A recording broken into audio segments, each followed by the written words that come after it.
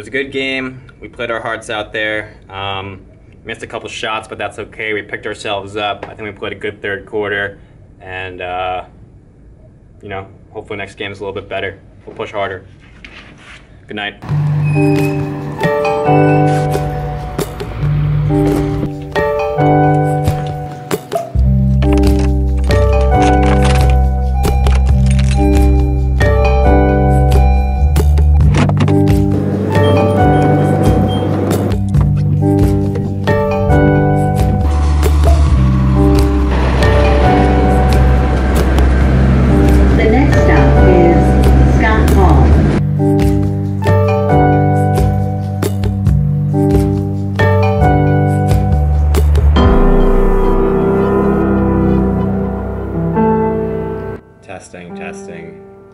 Testing. If I'm gonna start this vlog series, I wanted to make a video that encompasses my background, so it kind of makes sense where I'm coming from. It's kind of hard to explain. I grew up in New Jersey. I was born in Connecticut, but I moved. I grew up in a predominantly white town. Out of the 97% white, it was like 80% white Italian, and I'm not Italian.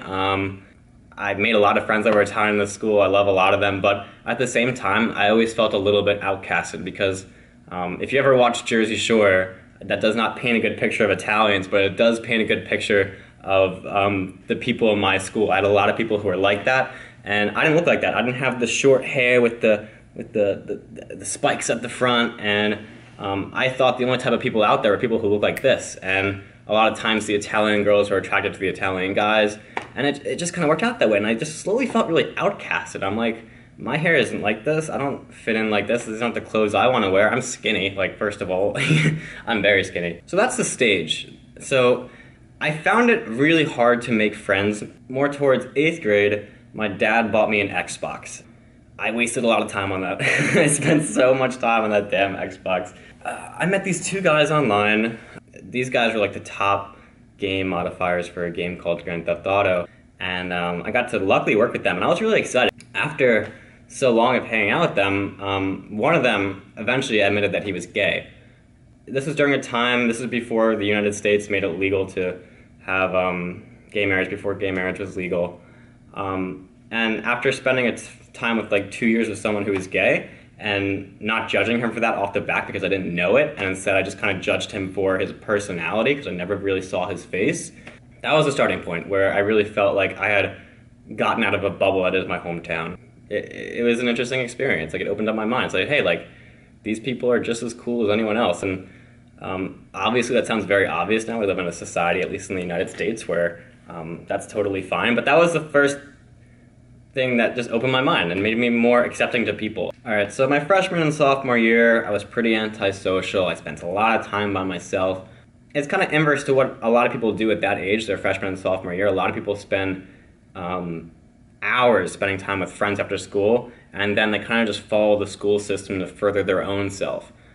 Whereas me and a lot of other people who probably watch this video, you might be one of those people who spends a lot of time on themselves right now. And I just want to say, no matter what route you take, if you're feeling lonely right now, or you just feel like you have a lack of a social life, one, that can change really quickly, and two, if you're getting started now and like learning to code on your own, or like modifying games, or whatever you're doing on your own, of playing an instrument, I don't know what you're doing, but if you're learning something new on your own, that's going to be very, very, very valuable as you get older, because all these people will go to college and realize being social isn't the only part of life, and they're gonna be starting new, starting fresh, where you're like, okay, I already have all this experience, I'm coming to college, I know how to code, or I know how to dance, or I know how to do some skill that you're passionate about. So one day, junior year, it's November, I was like, I'm gonna have a birthday party, maybe there'll be alcohol involved. I invited some friends from middle school, these girls, like 8 people show up to this party, and it looks terrible. Like, it's just funny, it's just people like sitting around. But anyway, what happened after this party, even though it was very lame, I made a connection with people who I had lost connection with, and I essentially made friends, because a month later they invited me out to go to the mall or something like that. And these friends who I made because of this one party I threw changed my life completely. And I really thank them for that, and I hope some of them are watching this. They taught me how to be social. They taught me how to be, have confidence. They taught me, I don't know, go to the gym, for God's sake, because I was skinny.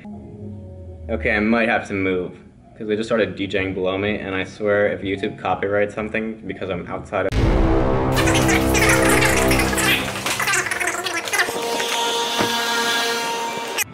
Let's see, can we get in the basketball stadium? Probably not.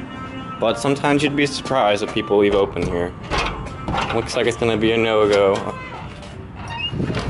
Or not. Well, okay, that wasn't that hard.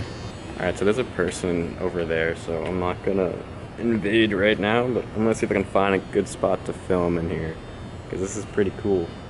It's like wherever I go, there's just endless music blasting. I won't let YouTube copyright this. I think I found where we're gonna film.